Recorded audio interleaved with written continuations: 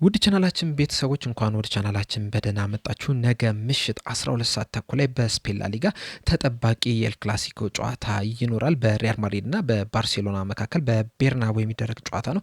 ይህ ጨዋታ እንግዲህ ምናልባትም በዓለማችን ላይ ከሚጠበቁ ጨዋታዎች መካከል ቁጥር አንድ ላይ የሚቀመጥ ነውና በዛ ጨዋታ ዙሪያ እንግዲህ ማች ፕሪቪው ወይም ደግሞ ቅድሚያ ጨዋታ ይዤላችሁ መጥቻለሁ። እስከ መጨረሻዋ ደቂቃ ድረስ አብራችሁኝ እንድትቆዩና እንድትከታተሉት በአክብሮት ጋብዛለሁ። ሰብስክራይብ፣ ላይክ፣ ሼር እያደረጋችሁም የቻናሉ ቤተሰብ እንድትሆኑ እንደዚሁም ደግሞ በጨዋታው ዙሪያ ያላችሁን ሀሳብ እንደዚሁም ግምታችሁንም እዚህ ኮሜንት ሴክሽን ላይ በመጻፍ አሳውቁኝ። አሁን በቀጥታ ወደ ጨዋታው የምንገባ ይሆናል። በነገው እለት የሚደረገው የኤል ክላሲኮ ጨዋታ እንግዲህ ለ262ኛ ጊዜ ነው። ከዚህ በፊት እንግዲህ 261 ጊዜ መገናኘት ይችላል ከመጀመሪያው ከ1902 ጨዋታ ጀምሮ ማለት ነው። በአጠቃላይ እንግዲህ ከ261 ጨዋታዎች ባርሴሎናዎች 104ቱን ሲያሸንፉ ሪያል ማድሪዶች ደግሞ 106ቱን ማሸነፍ ችሏል። 51ዱን ደግሞ አቻ በሆነ ውጤት ማጠናቀቅ ችሏል። ይህ ጨዋታ እንግዲህ በጣም ታሪካዊ የሚባል ጨዋታ ነው። ከ1902 ጀምሮ መደረግ የቻለ ነው። በእርግጥ በመሀል እንግዲህ በተለያዩ ምክንያቶች ሳይደረጉ የቀሩበት ጊዜያቶች አሉ። በተለይ ደግሞ በጦርነቶች ምክንያት እንግዲህ የሆኑ አመታት ሳይደረጉ ቀርተዋል። ነገር ግን ለረዥም አመታትም ሲደረጉ የነበሩ ታሪካዊ ጨዋታ ነው። ይህ ጨዋታ እንግዲህ በጣም ብዙ ፍክክር ያለበት ጨዋታ ነው። ብዙ ነገሮች የተመለከትንበት ነው። በጣም ትልልቅ ከሚባሉ በዓለማችን ላይ ከሚገኙ ቁጥር አንድ ከሚባሉ ትልልቅ ክለቦች መካከል የሚደረግ ጨዋታ ነው። እንደዚሁም ደግሞ በጣም ስኬታማ በሆኑ ክለቦች መካከል የሚደረግ ጨዋታ ነው። ከዛ በተጨማሪም ደግሞ የፖለቲካ ቁርሾ ባለባቸው ክለቦች መካከል የሚደረጉ ጨዋታዎች ናቸውና እነዚህ ሁላ ተደማምሮ እንግዲህ ይህንን ጨዋታ በጣም እንዲጠበቅ አድርገውታል። የነገውም ጨዋታ እንግዲህ ከዚሁ የማይለይ ነገር ነው። በተለይ ደግሞ በቅርብ ጊዜ እያሳዩት ያሉት ብቃት ስንመለከት እንግዲህ ይህንን ጨዋታ በጣም እንድንጓጓለት አድርጎናል።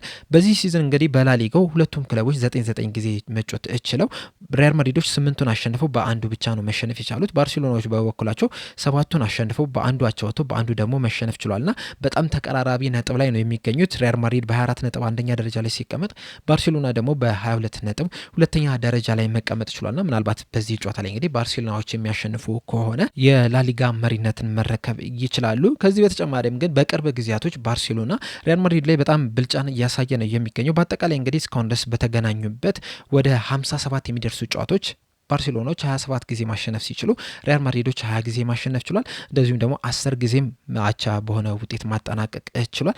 እንደዚሁም ደግሞ በላሊጋው ብቻ ያደረጉትን ጨዋታ ስንመለከት ደግሞ ያለፉትን 30 ጨዋታዎች ባርሴሎናዎች 14ቱን ማሸነፍ ሲችሉ 11ዱን ደግሞ ሪያል ማድሪድ አሸንፈው 5ቱን በአቻ ውጤት ማጠናቀቅ ችሏል።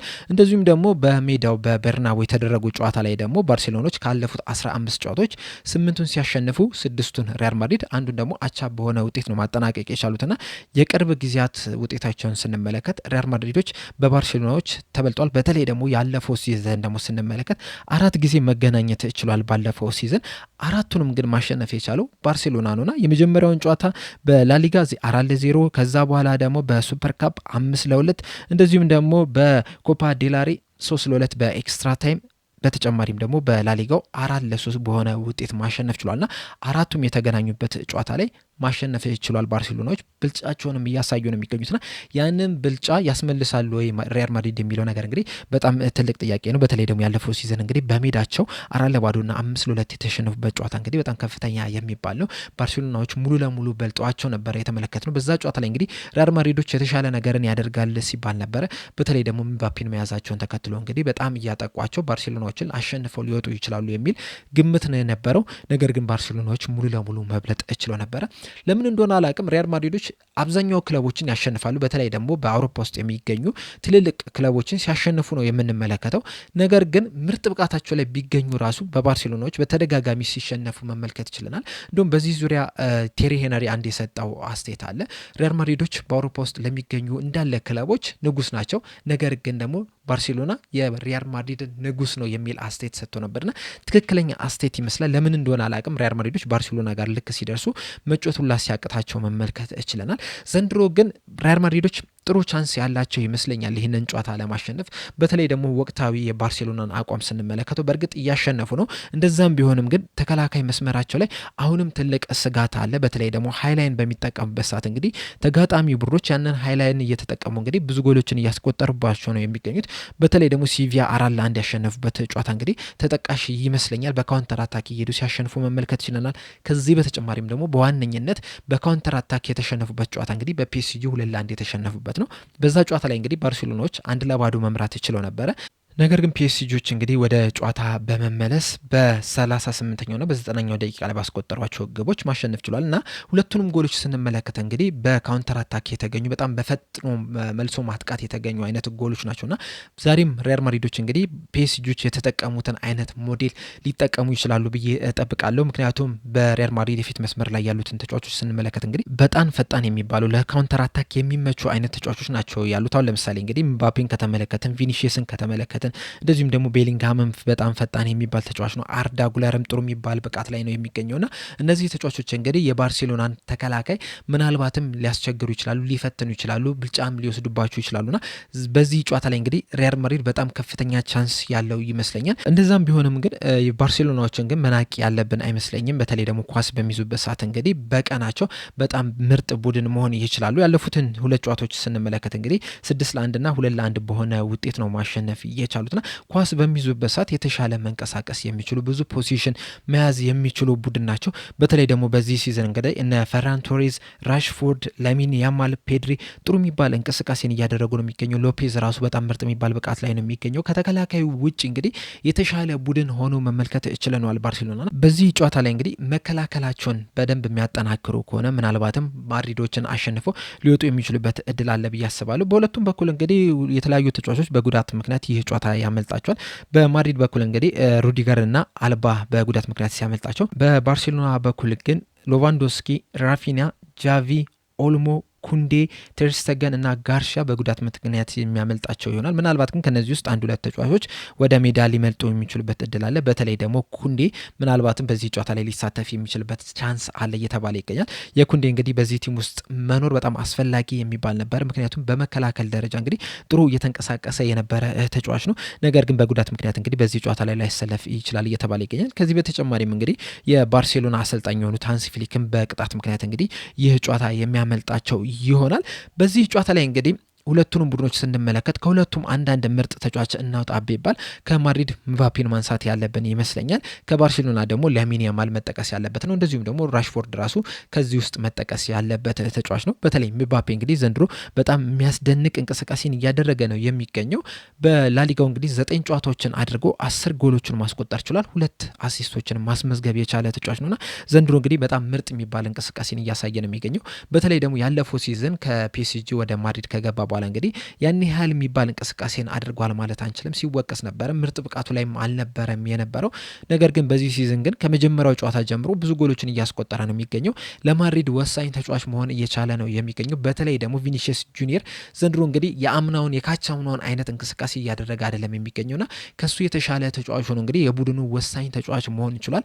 በዚሁም የሚቀጥል ከሆነ ምናልባትም የቀጣይ ዓመት የባላንዶር አሸናፊ መሆን የሚችልበትም ከፍተኛ እድል አለው ብዬ አስባለሁ። በዚህ ሰዓት እንግዲህ ባላንዶር ይካሄድ ቢባል በዚህ ሲዝን ምርጥ እንቅስቃሴ ካደረጉ ተጫዋቾች መካከል ምባፔ፣ ሃሪኬን እና ደግሞ ኤርሊንግ ሃላንድ ተጠቃሽ ናቸውና ከነዚህ ውስጥ እንግዲህ በቀጣይ ዓመት የባላንዶር አሸናፊ ለመሆን ከፍተኛ ፉክክር ውስጥ ይገባል ተብሎ ነው የሚጠበቀውና እስካሁን ባለው እንቅስቃሴ ምባፔ ምናልባትም የባላንዶር አሸናፊ ሊሆን ይችላል ብለን መገመት እንችላለን። ከሱ በተጨማሪም ግን መጠቀስ ያለበት አርዳ ጉለር ነው። አርዳ ጉለር እንግዲህ ጃቪ አሎንሶ ከመጣ በኋላ ምርጥ የሚባል እንቅስቃሴን እያደረገ ነው የሚገኘው። እስካሁን ድረስ 3 ጎሎችና 4 አሲስቶችን ማስመዝገብ ችሏል በ9 ጨዋታዎች።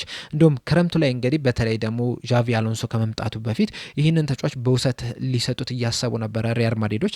ነገር ግን በጃቪ አሎንሶ ስር ግን በጣም ምርጥ የሚባል እንቅስቃሴን እያደረገ ነው የሚገኘው። ከሱ በተጨማሪም ቤሊንግሃም፣ ቫልቨርዴ እንደዚሁም ደግሞ ማስተሪያንቶ የተባለው ወጣት ተጫዋች ራሱ በጣም ምርጥ የሚባል እንቅስቃሴን እያደረገ ነው የሚገኘው። ይህ ተጫዋች እንግዲህ ገና 18 ዓመቱ ነው። ነገር ግን ምርጥ ተጫዋች መሆኑን እያስመለከተ ነው። በሪያል ማድሪድ ብቻም ሳይሆን በአርጀንቲና ብሔራዊ ቡድንም እንግዲህ 10 ቁጥር ማሊያ ለብሶ እየተጫወተ ነው የሚገኘው በዚህ ሰዓትና ምርጥ የሚባል እንቅስቃሴ ላይ ነው የሚገኘው። የባርሴሎናን ስንመለከት ደግሞ የተለያዩ ተጫዋቾች እንግዲህ በዚህ ሰዓት ምርጥ የሚባል ብቃታቸው ላይ ነው የሚገኙት። በተለይ ደግሞ በዋነኝነት የሚጠቀሰው ላሚን ያማል ነው። ላሚን ያማል እንግዲህ ዘንድሮ በጉዳት ምክንያት የተለያዩ ጨዋታዎች አምልጠውታል። ነገር ግን ከጉዳት ነጻ ሆኖ በጨዋታዎች ላይ በሚሳተፍበት ሰዓት ግን ምርጥ የሚባል እንቅስቃሴን እያደረገ ነው የሚገኘው። በእርግጥ ከኳስ ውጭ ወይም ደግሞ ከሜዳ ውጭ የሚያደርጋቸው ነገሮች በብዙዎች ዘንድ እንግዲህ ያን ያህል ያህል ተቀባይነትን ያገኘ አይደለም። ነገር ግን በሜዳ ውስጥ በሚያሳየው እንቅስቃሴ ግን ምርጥ ተጫዋች መሆኑን እያስመለከተ ይገኛል። ገና ወጣት ተጫዋች ነው። ገና 18 ዓመቱ ላይ ነው የሚገኘው።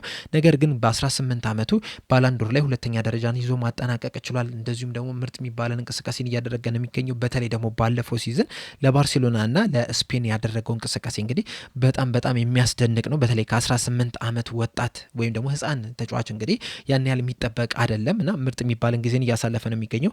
ከሱ በተጨማሪም ደግሞ በዚህ ሲዝን ምርጥ የሚባለውን ጊዜን እያሳለፈ የሚገኘው ፈራን ቶሬዝ ነው። ያለፈው ሲዝን እንግዲህ ያን ያህል የመጮቻ ጊዜ አግኝቷል ማለት አንችልም። በዚህ ሲዝን ግን በተለይ ደግሞ የራፊኒያና የሌቫንዶስኪ መጎዳት ተከትሎ በቋሚነት እየጀመረ ነው የሚገኘው። በ8 ጨዋታዎችን ማድረግ ይችላል በዚህ ሲዝን በላሊጋው። ከነዚህ 8 ጨዋታዎች ደግሞ 4 ጎልና 1 አሲስት ማስመዝገብ ችሏልና 5 የጎል ተሳትፎ ማድረግ የቻለ ተጫዋች ነውና እድሉን በስነስርዓት እየተጠቀመበት ያለ ተጫዋች ነው። ከሱ በተጨማሪም ደግሞ ራሽፎርድ ራሱ መጠቀስ ያለበት ይመስለኛል። በተለይ ደግሞ ከማንቸስተር ዩናይትድ ወደ ባርሴሎና በውሰቱ ከሄደ በኋላ እንግዲህ ጥሩ የሚባል እንቅስቃሴን እያደረገ ነው የሚገኘው። ምናልባትም ወደ ድሮ ራሽፎርድ ምርጥ ብቃቱን ሲያሳየን ወደ ነበረው ራሽፎርድ እንግዲህ በጣም የቀረበ እንቅስቃሴን እያደረገ ነው የሚገኘው። በላሊጋው ብቻ 1 ጎልና 3 አሲስት ማስመዝገብ ችሏል። እንደዚሁም በሻምፒየንስ ሊግ ራሱ ጥሩ የሚባልን ጊዜን እያሳለፈ ነው የሚገኘው። በአጠቃላይ እንግዲህ በሁሉም ውድድሮች ዘንድሮ 12 ጨዋታዎችን ማድረግ ችሏል። ከነዚህ 12 ጨዋታዎች ደግሞ 5 ጎልና 4 አሲስት ማስመዝገብ ችሏልና በጣም የተሻለ እንቅስቃሴን እያደረገ ነው የሚገኘው። በተለይ ደግሞ ያለፈው ሲዝን እንግዲህ እንደምናስታውሰው በአስቶን ቪላ ቆይታ አድርጎ ነበርና በ17 ጨዋታዎች ነበር 4 ጎልና 5 አሲስት በማስመዝገብ 9 የጎል ተሳትፎ ማድረግ የቻለው የነበረው። አሁን ግን በ12 ጨዋታዎች ያንን ነገር ማሳካት ይችላል። እናም በማንቸስተር ዩናይትድ እንግዲህ በጣም እየወረደ የነበረ ተጫዋች ነው። እንደውም የሆነ አመት ላይ ከ43 ጨዋታዎች 8 ጎልና 5 አሲስት ብቻ ነበረ ማስመዝገብ የቻሉና በጣም ብዙ ሲወቀስ የነበረ ተጫዋች ነው። እንደዚሁም ደግሞ ከሜዳ ውጪ ያለው እንቅስቃሴው ራሱ የሜዳ ውስጥ እንቅስቃሴውን በጣም አፌክት ሲያደርግበት የነበረ ነገር ነውና እሱም ራሱ በሰጠው አስተያየት ለአቋሚ መውረድ እንግዲህ ቀዳሚው ተጠያቂ ራሴ ነኝ፣ ከዛ ውጭ ግን ሌሎችም ምክንያቶች ነበሩ የሚል አይነት ሀሳብ ሰጥቷል ከጨዋታው በፊትና በጣም መጥፎ የሚባልን ጊዜን እያሳለፈን የነበረው ጥሩ የሚባልን ነገር ከሱ ስንሰማ አይደለም የነበረ። በጣም ብዙ ነገሮች ሲወራበት ነበረ። አሁን ግን ወደ ስፔን መምጣቱ ወደ ባርሴሎና መቀላቀሉ ግን ለሱ የተመቸው ይመስለኛል። ቢያንስ በባርሴሎና ያለው ኢንቫይሮንመንት እንግዲህ ሙሉ ለሙሉ ወደ ጨዋታው ላይ ፎከስ እንዲያደርግ ያደረገው ይመስለኛል። ከእንግሊዝ መውጣቱ ራሱ ለሱ የጠቀመው ይመስለኛል። ምክንያቱም በእንግሊዝ ውስጥ ስትሆን እንግዲህ አንዳንድ ጊዜ የዜና አውታሩ ወይም ደግሞ ይሄ ጋዜጠኞች፣ ተንታኞች ራሱ በጣም ብዙ ጫናዎችን ያሳድሩባልና ከዛ ኢንቫይሮንመንት መውጣቱ ራሱ ለዚህ ወደ ብቃቱ ለመመለስ ለሚያደርገው ጥረት ከፍተኛ አስተዋጽኦ ያደረገበት ይመስለኛል። ከዛ በተጨማሪም ግን ፔድሪና ዲዮንግ ራሱ ምርጥ የሚባልን ጊዜን እያሳለፉ ነው የሚገኙት። መሀል ሜዳ ላይ እንግዲህ ባርሴሎና ሞር ኮንትሮል እንዲኖረው እንግዲህ ከፍተኛ አስተዋጽኦ እያደረጉ ነው የሚገኙት። በተለይ ደግሞ ፔድሪ እንግዲህ ገና በዚህ እድሜው የነ ዣቪ የነ ኢኒስታ አይነት ኳሊቲ ያለው ተጫዋች ነው። ገና 22 ዓመቱ ላይ ነው የሚገኘው። ነገር ግን